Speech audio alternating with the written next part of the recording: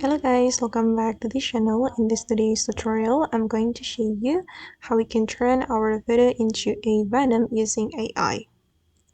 Okay, let's get into it guys. First thing first, you need to open up your browser and then you have to search for this website, Pics first. And after you have opened this website, we're going to upload our photo to this website.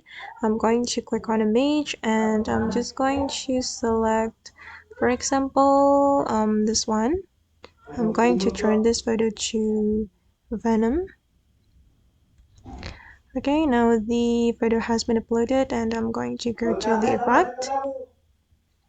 And then I'm going to select We Are Venom.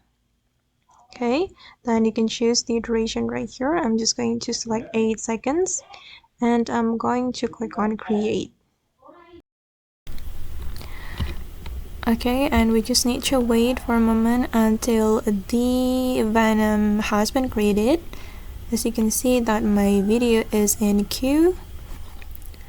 I'm just going to pause this video for a while guys, and I'll be right back after the process completed. Okay, now it's done and this is the result, and then I'm going to play the video to show you the final result.